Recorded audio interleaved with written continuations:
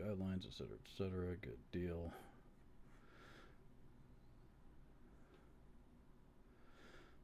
And excellent connection for once. That's good. Ready.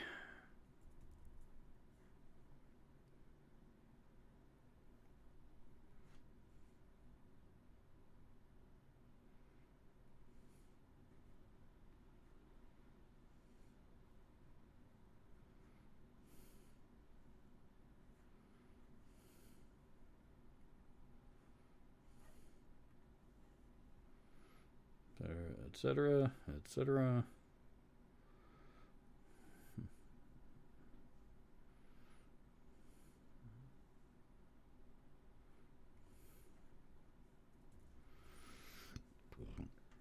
See if anybody's out there.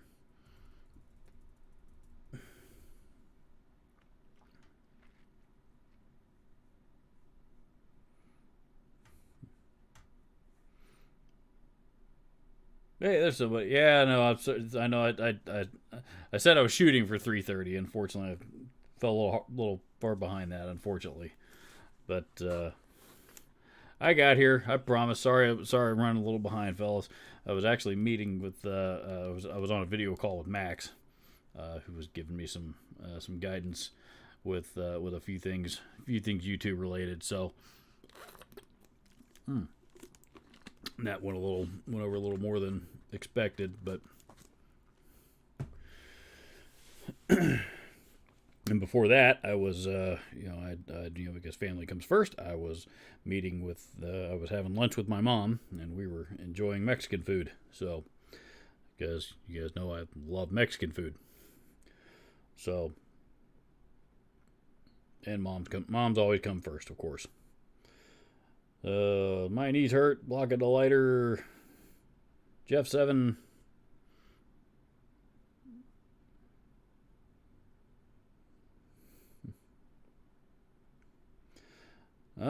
So glad you got to hang with Mama making tamales today. I've never tackled making tamales. Because and I love to cook Mexican food too, but I've never learned to make tamales just because. I mean, I know it's a process. I don't think there's any such thing as a quick tamale. I used to work with a guy, and his wife. His wife, I don't know if she was if she was from Mexico or her family was from Mexico, but she was born here. But regardless, they every year for Christmas, her side of the family would all get together, and they would just make just a pile of tamales for Christmas, and then of course the entire family would they would eat tamales, but they'd also give them away to friends and family and co-workers and stuff like that, and they were delicious. But I mean, it was this tamale, this making of the tamales thing was a pretty big deal in this family, and which is I think is also a pretty common tradition in Mexico. So, Christian Kappel says greetings from Denmark. Greetings to you, sir, from the U.S. Denmark, I think it's cold there, I believe. I made 65 ravioli last week. That is the next thing I want to tackle is learning to make ravioli or stuffed pasta of some kind. It's my two favorite cuisines. I don't know. I guess probably both cooking and eating are Mexican and Italian. Mexican's number one though. So, but I also love Italian food. My wife and I like to go out for Italian together because she doesn't like Mexican food.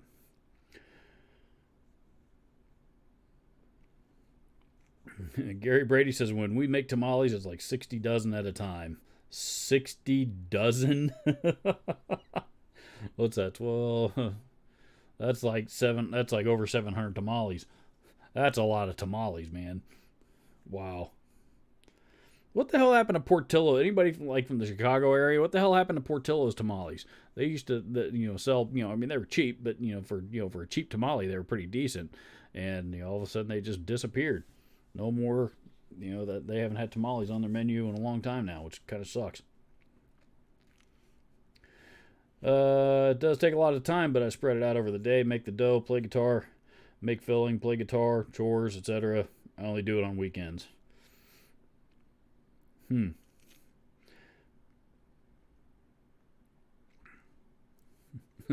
That it's 59 in Louisiana and raining. Yesterday was like the first day we had sunshine in like weeks. Finally, here in Indiana, it's like the last 10 days have been nothing but cold and cold and rain and dark and miserable. And then before that it was snow. And finally yesterday we finally got some damn sunshine, and today it's actually even nicer out. But it's only right now the Google say it's like 44 degrees outside, which is that's probably about right. But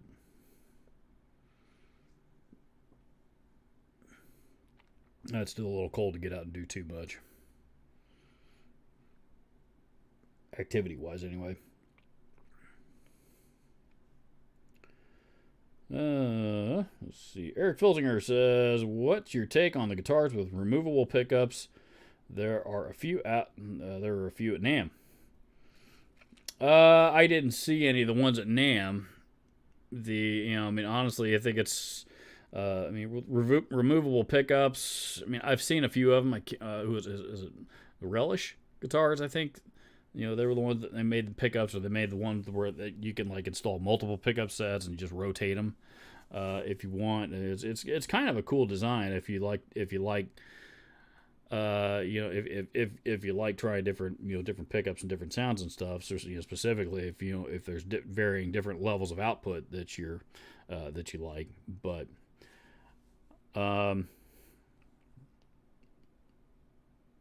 but yeah, anything with like a removable pickup in, like if that's your thing, that's cool. But I mean, I think I've been pretty pretty clear about my stance on pickups here lately, which is they're changing out pickups doesn't really do much to change the tone. Their pickups are good for output and clarity, and that's about all they're good for.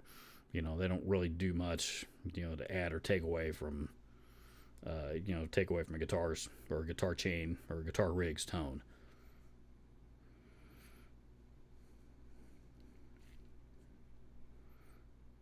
So if you're buying it, get with the impression that you're going to be receiving this multi Swiss Army knife of a guitar that does all these different things that other guitars do. I think you might be disappointed. I'm curious to see who's doing them though. Usually, Ibanez seems to try to come out with stuff like that after a few other people have tried it and had success. So I didn't see anything from them like that at NAMM this year, but I'd be curious to see who's doing it. Block of the Ladder says just had to spend 85 minutes waiting at the Ryan railway station. Train delayed. At least they had good coffee and quite reasonable baklava. What is baklava? Where's the Rhine railway station?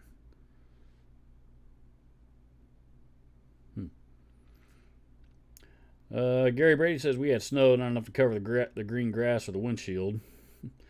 We actually got a little bit overnight too. All the rooftops were had a little bit of a dusting on it when I woke up this morning, but it was gone by the time not long after the sun came up. Christian Cabell says cold in Denmark, yes, but I rehearsed guitar tonight on my old Selmer bass in treble 5050 and my new Electro-Harmonix C9. People love those EHX C9 pedals, man, or the 9 series pedals, not just the C9, but all of them. The C9, the B9, the Mel 9. There's a couple others. Those things they're pretty cool, man. They are handy. I'm not much of a synth guy, which is I guess probably why I haven't gotten into them, but they do the thing.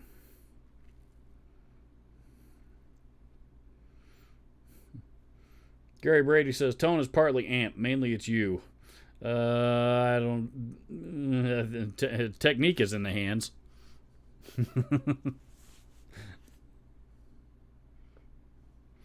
uh, Abong Fati.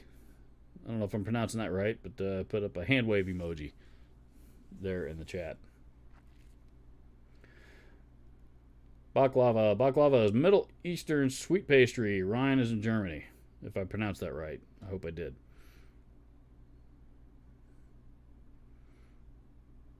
Rhine Railway Station.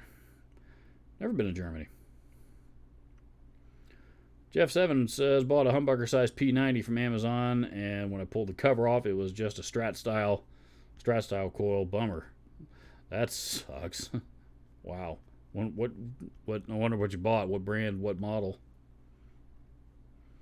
You know, P90s are technically are single coil, but they're supposed to be a lot. Since the housings are supposed to be fatter than like traditional Fender single coils, as we all know. That's actually one tone I don't own. I do not have a guitar in my collection that has a P90 in it. Believe it or not, I should add a P90 guitar at some point. And emphasis on those at some point. I'm not in a position to be buying any guitars right now, but.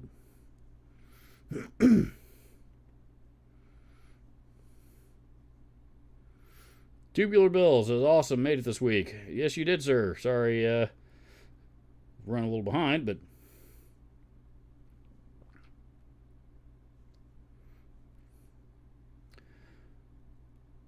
finally used my Eventide H90 in anger today. What a joy.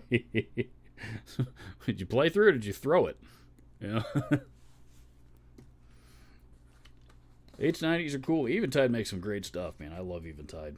I don't own anything of theirs. I don't own the H9 or the H90 or any of those, but they are cool.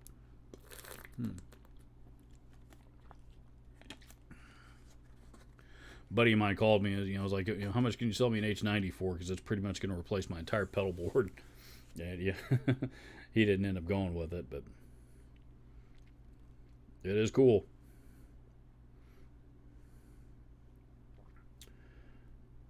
People in Louisiana consider that a blizzard, referring to the dusting of snow that they got.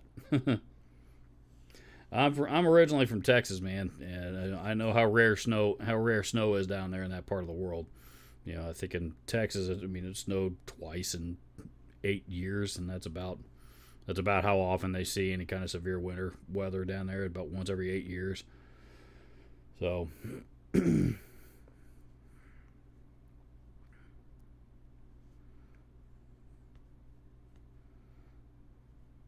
I do miss that climate.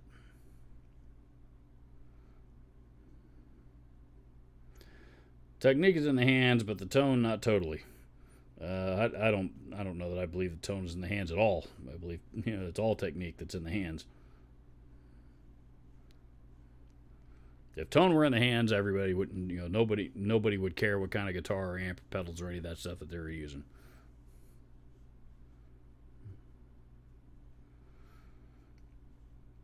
Jake Lee Guitars says, hey, Robert, nice to catch you live.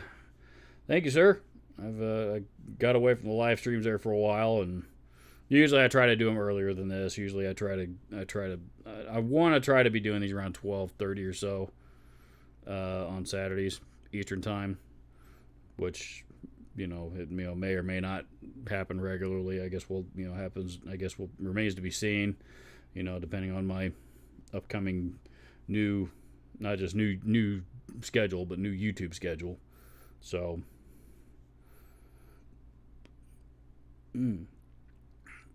anyway, but today, I had some other things going on that had to take priority, and here we are. So,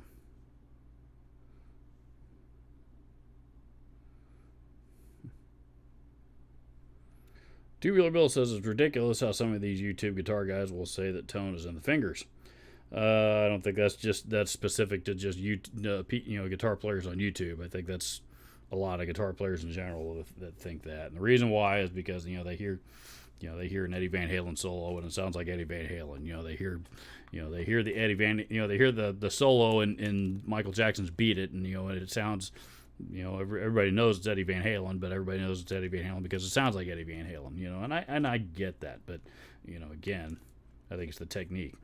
And I think Eddie would probably tell you the same thing because, as we know, And if there's anybody that cared about what their gear sounded like, it was Eddie Van Halen. So.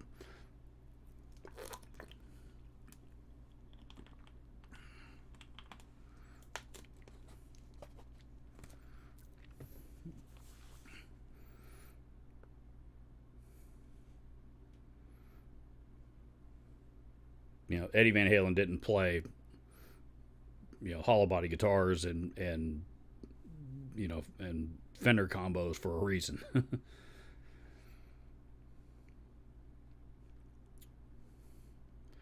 Let's see. Block Lighter says it could. I bought it with an expectation. It exceeded that expectation. Assuming you're talking about the H90. Very cool. That's that's what a lot of people have said is it basically replaced their entire pedal board. I don't like the programming processor type of stuff, but the H90s are cool. Let's see, Johnny Beans here.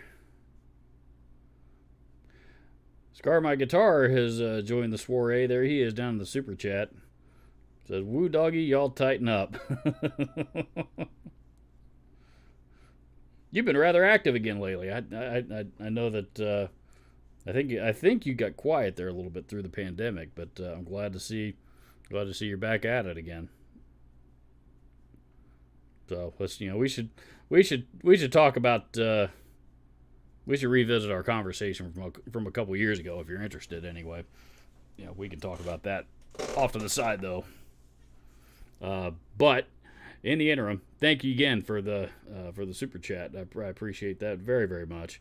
So if you guys want to support the channel, please don't hesitate to do so. It is certainly a big help. And I didn't update the caption on the screen this week, but that is true. I was officially laid off yesterday, so I am officially self-employed as a YouTube creator for the time being. So we'll see how it goes.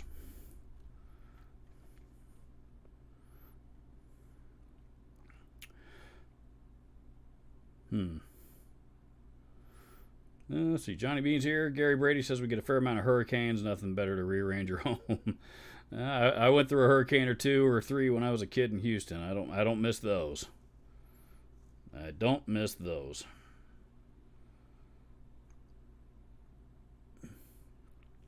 I've considered moving to Florida, but that's obviously hurricane central, and hurricane flood insurance in Florida is just insane. Block Lighter says technique is in the fingers. If you don't have any, you try to compensate with gear. Then you find out it doesn't work that way, but not smart enough to work on your technique. Ian's Guitar Shack says my tone comes out my butt. Interesting. Okay. I've tried a lot of different guitar rigs. I never did try, plugging a guitar cable into my ass though. That's interesting. That might be one of those things I think I leave to other people though to perfect.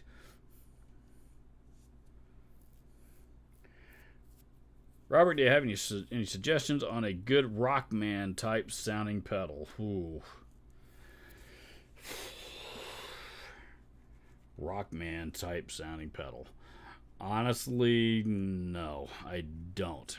The only thing I can suggest is if we're in pedal form. I don't know. Let me get back to you on that. Nothing comes off the top of my head, unfortunately. It's kind of a unique sound. I mean, that's that was Tom Scholz. The like the bases, the entire Boston guitar tone was based out of a little Rockman.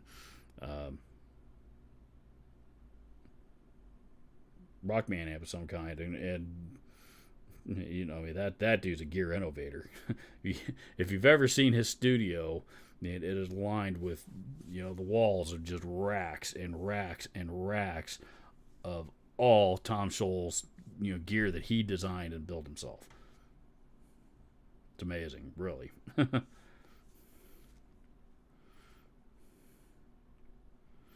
Martian Murray says technique contributes to tone, so I think it's part of. Well, that's true. It all contributes, but the theory that Eddie Van Halen can plug, can pick up a Gibson ES-175 and plug it into a Roland JC-120, and sound exactly like and play Ain't Talking About Love exactly the same way he always sounds like he's playing Ain't Talking About Love. That's absolutely ludicrous, and that's when people say tone is in the hands, that's what they're kind of trying to drive at, and but I think really people are referring to his technique.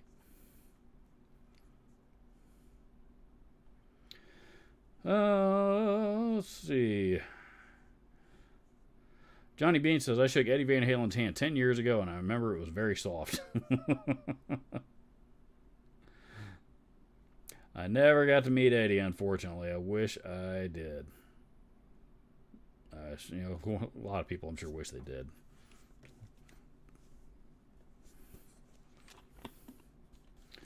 Paul Fuchs is here, saying hello.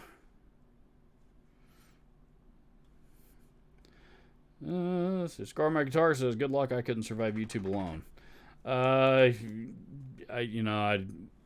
I will see. I don't know. I mean, we're gonna. I have a plan, but it's a lot of things have to happen. So I did receive a severance package. I haven't gotten it yet, but I will be receiving a severance package. So it bought me some time, to at least try it out and see what happens. If I'm able to go at it full time. So. Which I admit is something I've always been curious about. Now, results. I suppose it's gonna. We're gonna figure it out. Find out.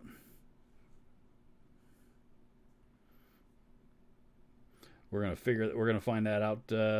When when it happens. But over time. But so I'm in a position that I have the time to dedicate to it for at least for now. So. If it works, great. That I would certainly love to be able to not have to go back to working for somebody else. But if it doesn't, then it's not like I've never worked for somebody else before. Scar My Guitar says tone is in the wood. Oh man, I see both sides of that argument too. Here lately, I've kind of teased that I might do another video on tone wood. Oh, pardon me. I might do another video on tone wood. I did one several years back, but a lot of people will say, "Oh, Jim Lill, debunked that." Well, maybe he did, but at the same time, Paul Reed Smith has proved it over and over again. So.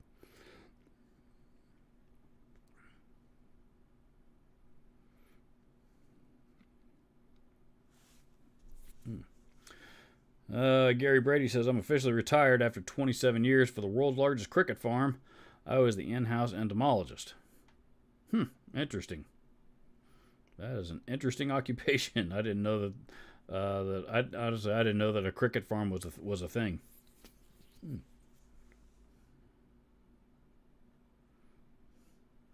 Paul Fuchs says you'd be safe in Jacksonville because it sucks. Even hurricanes don't want to go there. I don't think I would be as a diehard Colts fan. I don't think I would be welcome in Jacksonville. I would probably get ran out of that city pretty quick.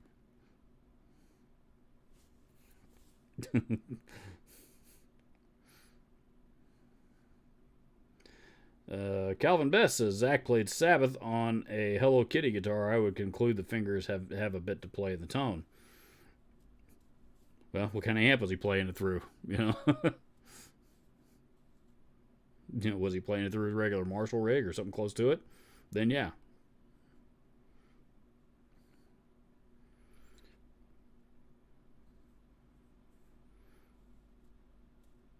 Candy Niner So I was just talking to Scarman Guitar. Says your next look real good, bro. Let's see. Jake Lee Guitar says have a search for Goat analog distortion generator if you can find one. I think that should be exactly what you're looking for. I have not. I'll take a look. I'm not familiar with that brand or anything at all. I know that comment wasn't directed at me, but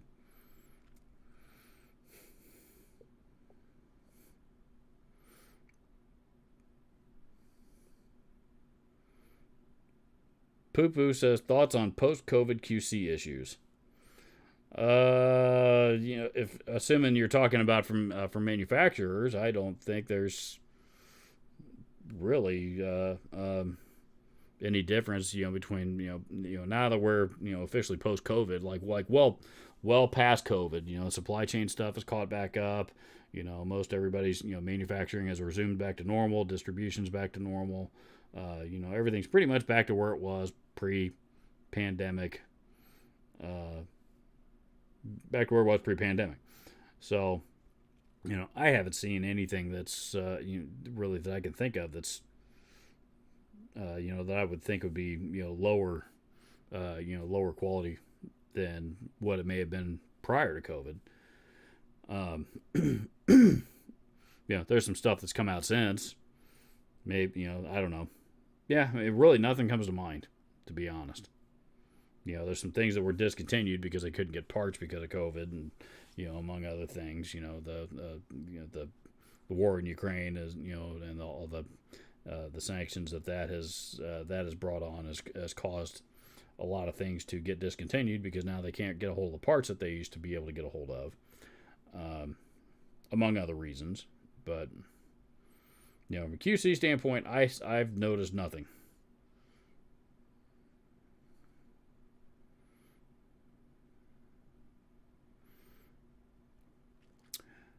Let's see. Jason Daniel Stone says, just got a Boss Katana Air for my 50th birthday for my family. It's an amazing little amp. It was used in mint condition. These amps are overpriced, but awesome anyway. That entire Boss Katana line is pretty awesome, especially for the price. If you're not familiar with those, how those amps came to be, Boss originally came out with the original Katanas, and the Boss rep themselves. The Boss rep themselves told me this. They originally just came out with the Katanas just because they just wanted to they just wanted to have an amp that competed in the, entry level amp arena, with the Line 6s and the PV Vipers and, things of that nature. They just wanted to have something in that arena. Well, theirs took off on them and all of a sudden became the best-selling amp in that arena, which they were not expecting. And they've done pretty awesome because unlike all those other, a lot of their other competitors, the Boss Katanas actually take pedals really, really well. Most of the others tend to really, really suck at that. So, and now they're on their second generation of them, which is even better.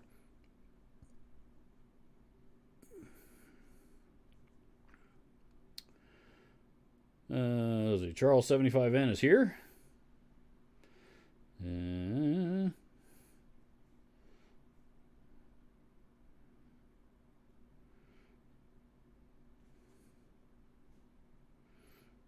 JMK 2112 says I have 4 different pedal power amps.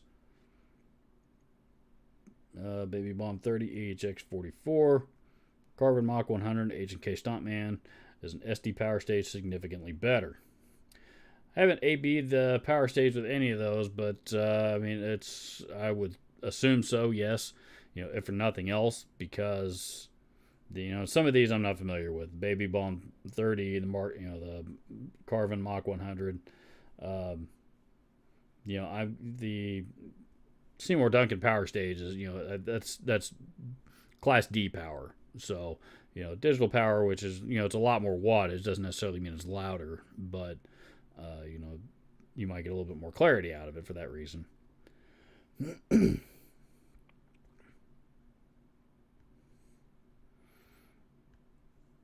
But if you're into the pedal power amp stage, I mean, the Duncan power stage is a good way to go, but the orange pedal baby is significantly cheaper. It's bigger. I don't know that's you're probably not gonna have as easy of a time mounting that thing directly onto a pedal board, but it is cheaper and also does a pretty good job.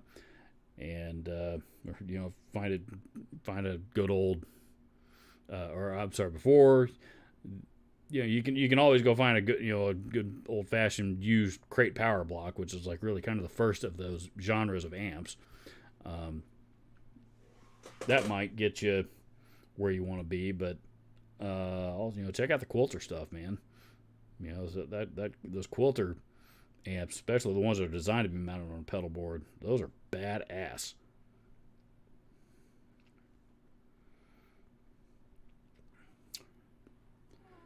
Paul Fuchs says, Robert, what's your current number one guitar? My number one, the one that I use the most is still probably my Schecter CR6, which it was a $700 guitar at the time that I bought it. Now it's an $800 guitar.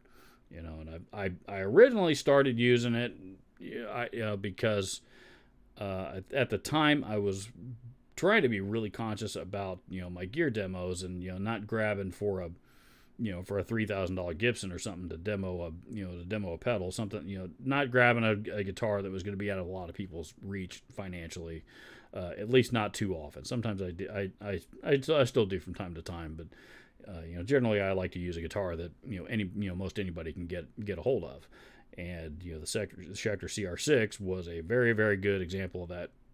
A good example of that guitar, and it's just been a great guitar.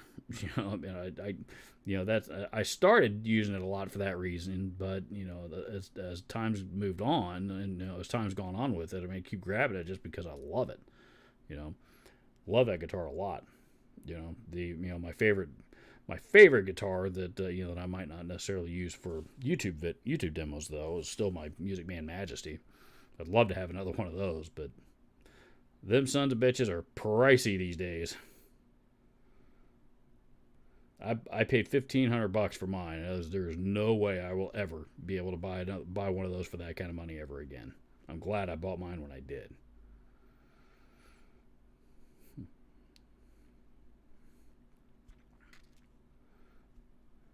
Scarman Guitar says, I don't use many pedals.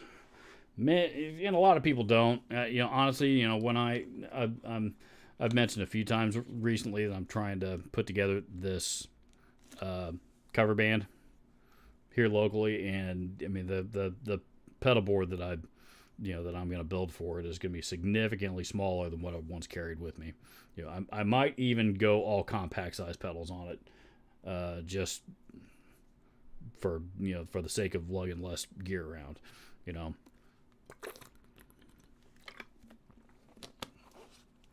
because a pedal board full of pedals this size for me is about that big, and that's probably 2 rows full of pedals. If I really do it right.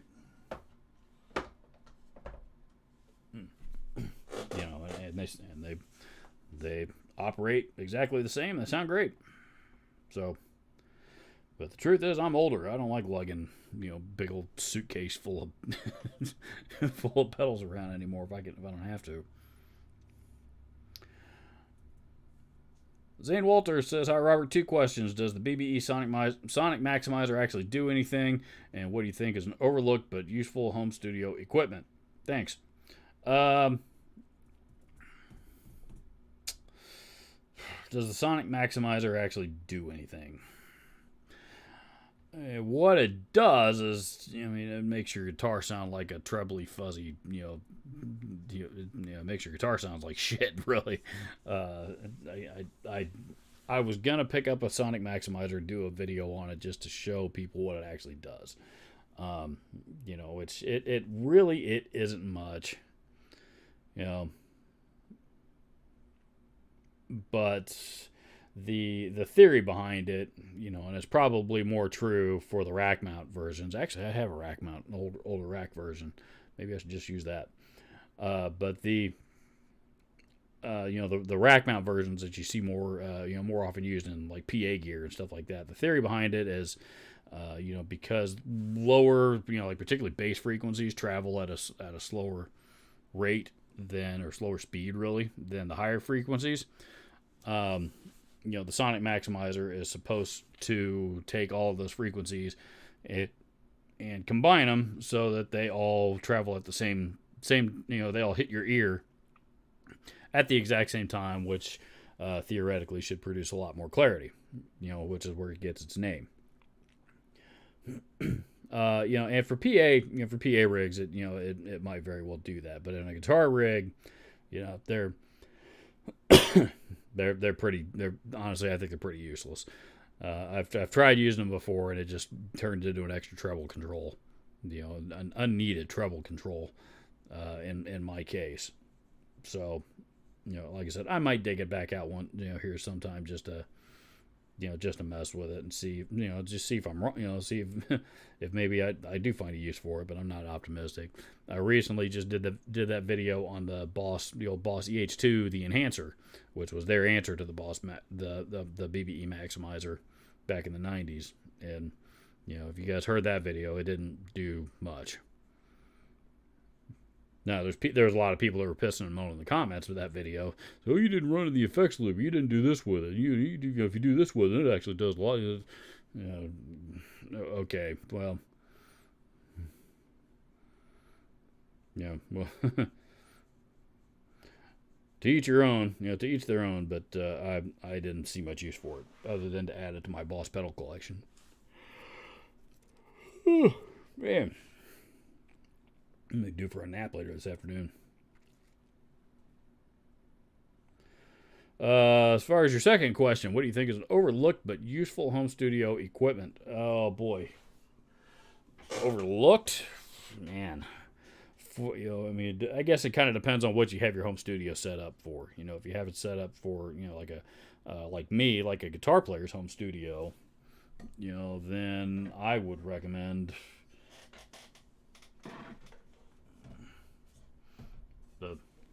if you can see it from there, I don't want to unplug everything, but Two Notes Captor. This thing's great, because if you're like me, I've got here to my left, I've got a whole rack full of amps. There's 1, 2, 3, 4, 5, 6 amps just in this rack alone, right?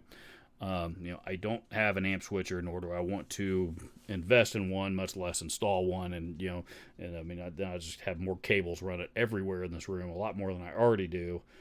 And it's just a mess, and I don't want to go that route. So, instead, I have one speaker cable that that stays connected into the back of because the captor will handle 100 watts. So, 100 watts RMS, that is. So, I have one end of that speaker cable that stays plugged into the back of the captor, and then I could just move it from, amp to amp as I see fit to use them. So, and the captor runs, what, $250, $300? What are they selling for now? Let's go have a look-see together, shall we? We go there, we go there. Here, let's go to Guitar Center's website.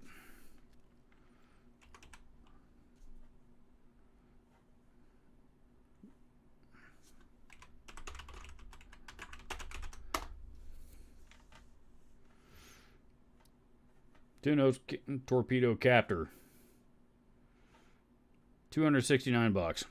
So under $300, you can get one. You don't need the Captor X unless you're wanting the additional stops of attenuation that it offers. But the main draw to the Captor X over the Captor is that the Captor X has the onboard IRs. It's got the cabs built in.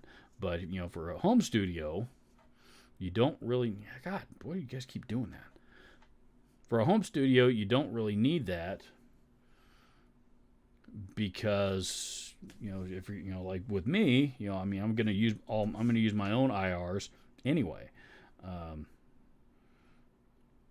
for example, I mean, I primarily use Wall of Sound anyway. So and so all of the IRs that are in the Captor X, I already have the virtual version or another version of them here on my computer in my DAW. So so you can, rather than spend $600 on a Captor X, you can spend $269 on a Captor.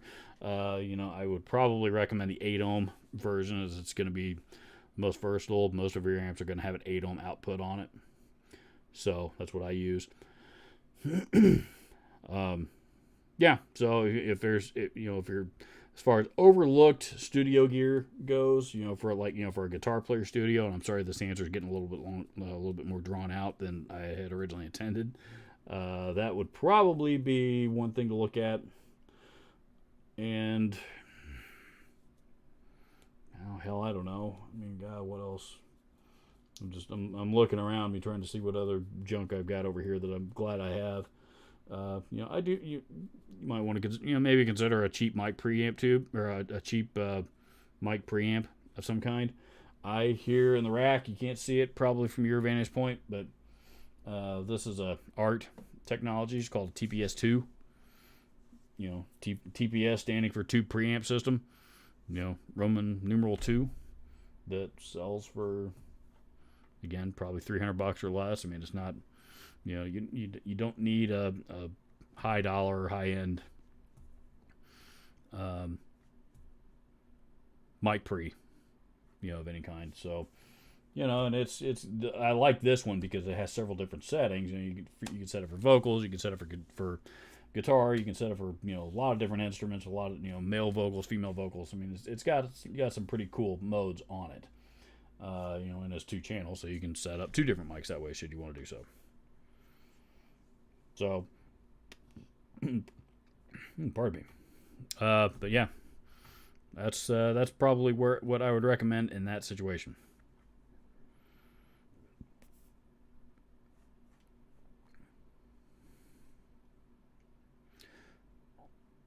Let's see. Ian's Guitar Shack says my pedal board is too big. Pedal Train Pro. I have, and I think you can probably see it behind me. It'd be this side. You just barely. I've got a Holy Boards, a Holy Boards model leaning up there against the wall called a Dragonfly. That's literally like this big, two levels and like this big. I mean, it's huge. And I did used to lug that thing around, and no more.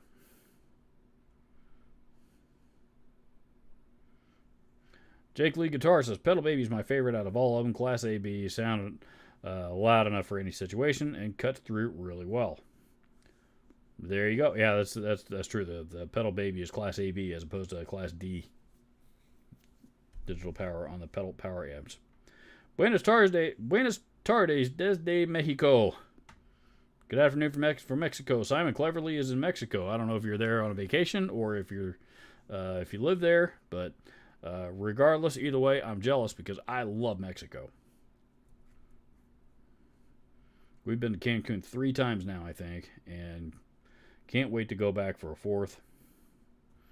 I love Mexico.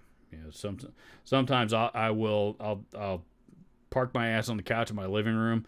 I've got I've got a big 75-inch 4K TV in my living room. And sometimes, like particularly on Saturday afternoons when I don't have anything else to do, I'll park my ass on because it's a smart TV, sit on the couch and pull up YouTube and I'll just watch Cancun videos for like hours.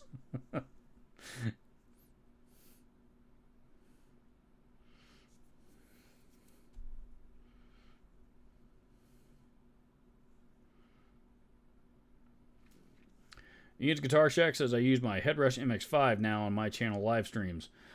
I still really, I'm gonna try again here in another month or so after everybody settles down. It kind of gets back to normal after the NAMM show. But I know I don't really like processors, but one thing that I have been very, very curious about lately is the Boss GT 1000 Core. I want to try one of those just to see what I'm missing, and it does everything that the big version does, but a lot cheaper. Among everything, and there's other advantages to that. It'll also be a cool, really good travel rig to take with me in small situations. Assuming I can figure out how to learn to use it. So I'm gonna see if they'd be willing to sponsor a video with one of those here later this year. I don't know if they will or not. Last year they weren't willing to hook me up because of budgeting restraints, etc. So Guitar Shack says I'm still paying for my 2 notes captor.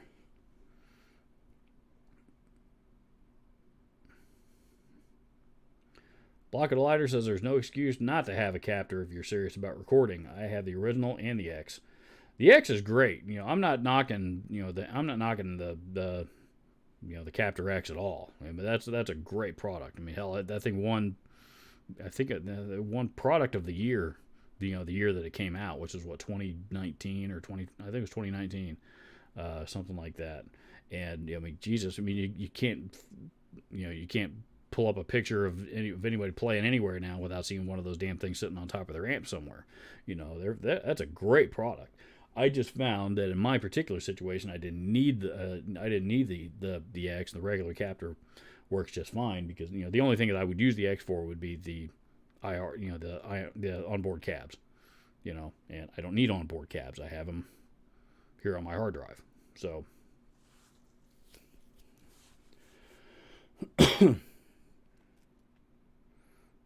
I've tried to get Justin at 2 Notes, by the way, is a pretty good friend of mine. He and I've known each other for a long time. Now he used to buy from me when I was at Guitar Center. We know each other pretty well, and we message each other back and forth. Really a fair amount. But I've tried to get a Captor X out of him a couple of times, but he ain't biting. Not that I expected him to, but.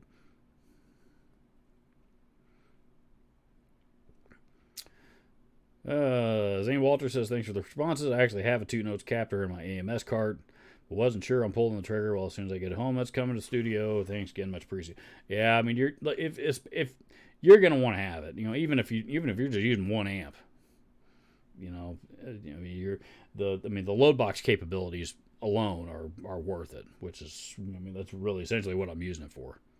Load box and a DI. So. That's why I think that everybody should have one. Now, out of my other desk, the one where I do all my pedal demos and stuff, that one I use the Laney IRT Studio, which has a load box built into it. That's if you really want a kick-ass studio tool, then get one of those. But the only problem with that is if you already have an amplifier that you already like and want to use that for recording, buying another amp for recording is, doesn't make a whole lot of sense. But for me, it did because of, really just because of all of the added recording features that come with that amp. I mean, it checks a lot of boxes, and there's really nobody else that makes anything like it. Not that I've ever seen, anyway. So it really doesn't have anything to compete against it. But I also happened to be, when I bought it, I was in a situation where I actually wanted an actual amp, a tube amp that is, out there at, in that desk that I could rack up. So, and that, like I said, that one ticked all the right boxes, and I've gotten a lot of use out of it. It's an awesome amplifier. But if you're wanting to use your own amp, then it doesn't do much for you. Unless you're using a reamp feature on it, and then in which case, I suppose it would maybe still make sense, but I don't know. Well, maybe not, because then you wouldn't be able to use it. Yeah. No, it wouldn't, because then you don't have the onboard load box. Never mind. Stephen Holt is here from San Antonio. I like San Antonio. I haven't been there since I was a kid, though. Simon Cleverly says he lives in Mexico. Where are you, specifically? Where specifically in Mexico are you? I am. Inquiring minds want to know. Stephen Holt says, I went to the Yucatan to Tulum, Mexico a couple months ago for a wedding. Tulum's beautiful. The entire Riviera Maya is beautiful, really. I mean, you go to Riviera Maya, and I don't think there's anything there, with the exception of, the actual, when you get in like actual Cancun proper, like away from the tourist area, then it looks pretty, it looks like a regular place, but. The biggest driver of that city, the biggest part of the economy of that city is tourism. So,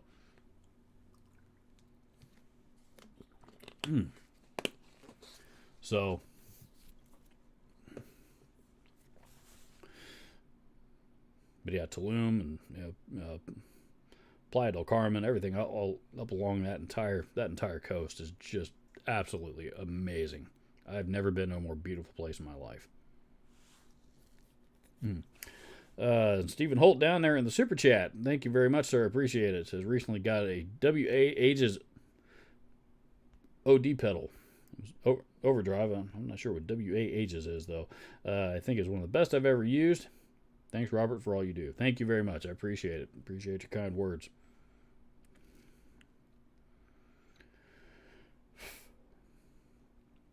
Charles Marciano music.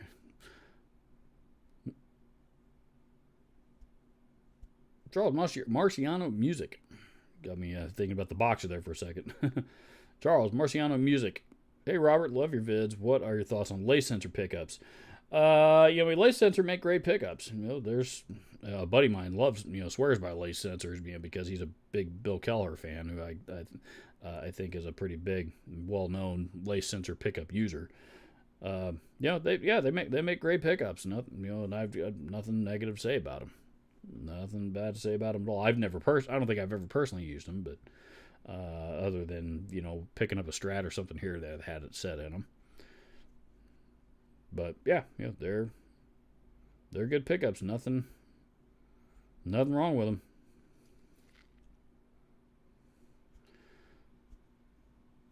Simon Cleverly says he lives in Mexico City. Mexico City. That I've never been there. Just because if I moved to Mexico City, or if I visited Mexico City, I wouldn't know where to start, because that place is, number one, it's gigantic. From a population perspective, I think it's one of the most populated cities in the world. I think it's bigger than New York. There's more people there in Mexico City than there is New York. Let's see here. Mexico City metro population 2023. Okay, so it's Mexico City and surrounding areas, 8.855 million people. Well, that's as of 2015, according to the Googles. Now, but I know it's gone up from there. But according to this, as of 2015, it was a little bit bigger than New York, and probably more than twice the size of L.A. I think L.A. was that small.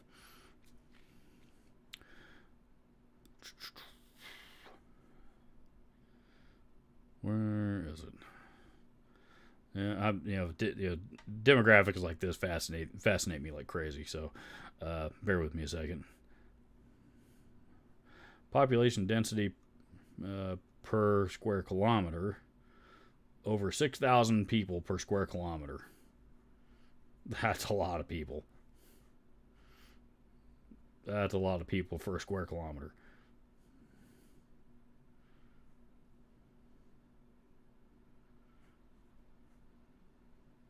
Wow. So, let's see if I can find a... See if 2023. Wow. Okay, so this is different. Now, as of 2023, metro area population of Mexico City in 2023 is 22.281 million. 22 million. That's Mexico City and surrounding areas. 22 million. That's closer to what I thought it was. That's a fuckload of people. And the city itself, I think, is already pretty big, but but it's not as big as it's not as big as New York or L.A. From a square, from a square mileage or square kilometer standpoint. But the population there is a lot of people there. And I remember, it was the first time or the second time we went to Cancun. The guy that was working the concierge when we got there had, he'd been in that area for for a few years at that point. But he said he told us he was originally from Mexico City. He couldn't wait to he was happy to get out of it just because it's there's so many people there. It's so crazy. It is a big city is what it is. So, like I said, that fascinates me. I would never want to move there. I would never want to live there, but I definitely want to go visit Mexico City someday. Plus, I love everything about the Mexican culture and the people, and there's a lot of things about Mexico that I love.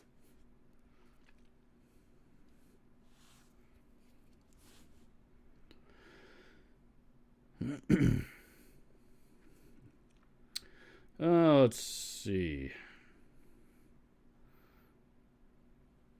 Tarshack says, I have cousins in Mexico City.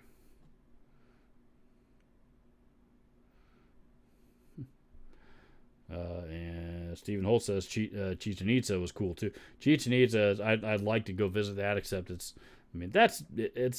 all the way out in the middle. It's literally out in the middle of the jungle. Chichen Itza and Tulum are the two places, the two main places to go to visit the ruins, the Mayan ruins. I'd love to see them both. I haven't gotten to see either one of them yet, but Chichen Itza is intriguing to me, and I kind of want to climb to the top of that damn pyramid, but I'm scared shitless of heights, so I got a feeling I'd get about a fourth of the way up, if that, and say screw it up. The pictures from my camera are going to do fine. Turn around and go back down. And I've seen some, sometimes sometimes you're allowed to climb it, sometimes you're not. I don't know what determines that, but.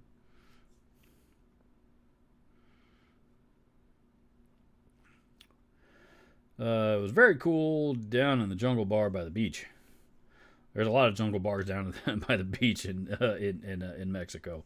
One thing that we like about Cancun is it's just loaded with all-inclusive resorts. And there's and not only are they everything's paid for, meals and they're just like everything's paid for just about.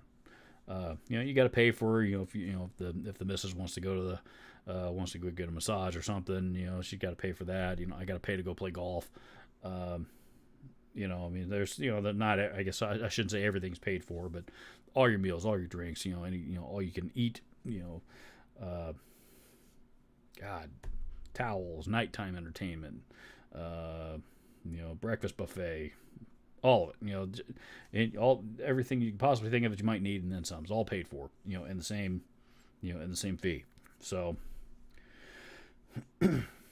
it's cool. The resort that we stay at has like 6 or 7 restaurants in it too. So we don't get bored. Don't get bored with the food. And now you guys got me thinking about Mexico. But the jungle bar down by the beach, our resort actually has a food truck down there by the beach that they make quesadillas and stuff. It's that's just awesome for lunch. For days that we're just hanging out, chilling, laying out on the beach all day. What a life! I'd love to be able to just live my life doing that. I'd be even fatter than I am now, but still.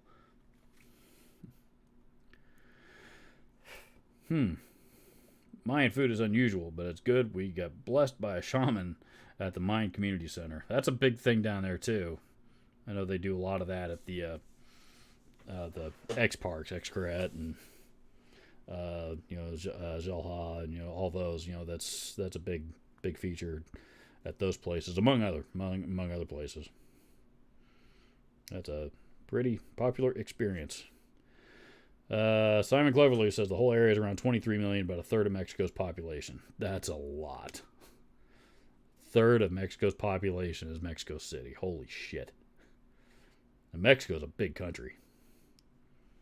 I've got a whole list of places in Mexico I want to go.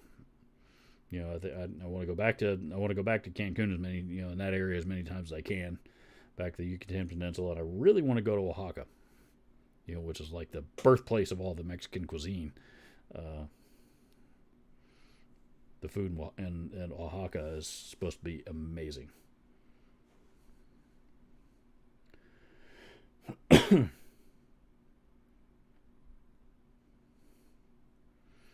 Let's see. Ian's Guitar Shack says haven't been to Mexico since 1984. I never went. I never been. Well, my wife and I took a cruise on our honeymoon, which was in 2012, and there was a stop on that cruise that was in Cozumel. That was the first time I'd ever been anywhere in Mexico, and that was the most beautiful place I'd ever seen. Still might be. Everywhere down there in the Yucatan Peninsula, Cozumel is pretty awesome. But problem is, it's on an island all by itself, and it's not the easiest place in the world to get to. But since then, my wife took me back to Cancun for my 40th birthday. She surprised me with that trip, and we had the vacation of a lifetime. And we've been back several times since, just because we absolutely love it.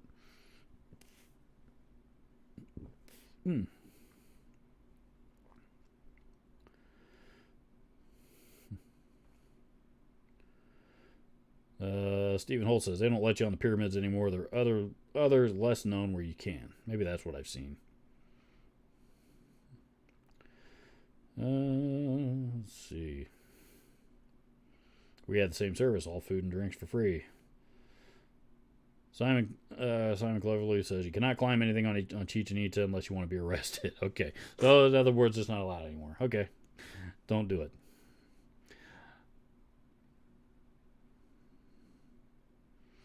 Infamous says, "Hey Robert, hey dude, how are you? I'm not gonna try to pronounce your screen name again." But yeah, back to doing live streams. If this is your first time tuning in here the last couple weeks. Stephen Holt says, "Sadly, drugs and prostitution run rampant in Tulum." That's true too. You find a lot of that in, I think there's even some of that in Cancun, again, once you get outside the tourist area. And you find a lot of that in a lot of other, kind of touristy places like that, particularly in that part of the world. I mean, we took a trip to the Bahamas once, and that was on a cruise, and a shore excursion one day included a tour of it was a tour of Freeport, Bahamas, which was an absolute waste of time. But one of the stops was a beach. I don't remember the name. I'd have to look up what the name of the beach was. But regardless, it was a nice beach, beautiful beach. But the last thing that happened, just as we were getting back on the bus to go back to the boat, there was some jerk off there trying to sell me drugs. Right before we left. Bold as hell. I gotta give him that.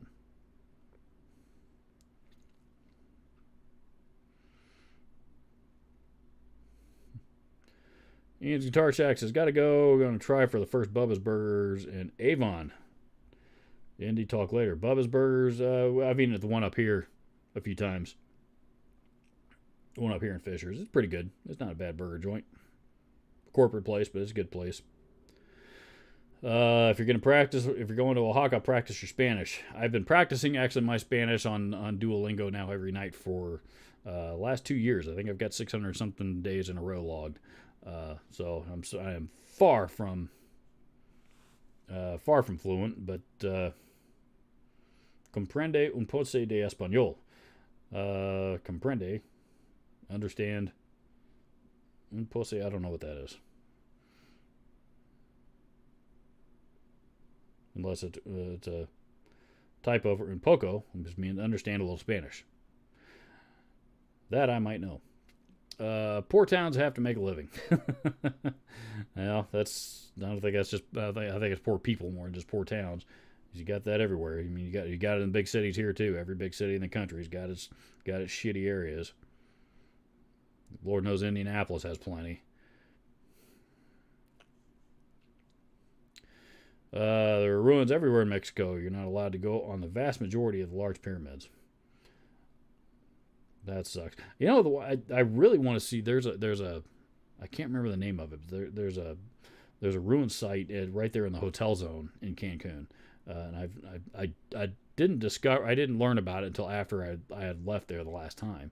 You know, but I want to go back and see that place. My wife doesn't have any interest in any of that, but I think it'd be cool.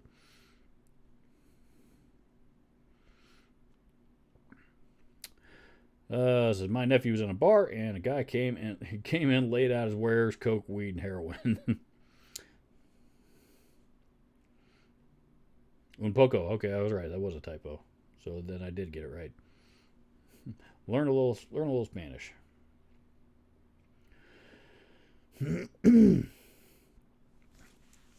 Alrighty. Well, fellas, we've been at this for about an hour. I got to go finish editing a video here, and beyond that, once I'm done with that, then I have a date with Johnny Cage and the rest of the Mortal Kombat 1 cast of characters. Seeing as well, I'm laid off now, so I guess technically every day is my day off. But Saturday was my regular day off when I was still employed. So anyway, we're over to check out Jalapa and Puebla, awesome places. Okay. I will. I'll do a YouTube search for those here today. And for those of you, thank you for listening to me rant along about my fascination with Mexico here today. I know we did a lot of that instead of talking Guitar Gear, but that's, as you guys know, that's just where the conversation takes us. So you guys are going to start seeing a lot more content from me here on the channel in the coming weeks and possibly months. So keep your eyes peeled and do me a favor, check out some of those videos, and if you can stand to sit through an ad or two, that'd be a big help too. Anyway, see you guys.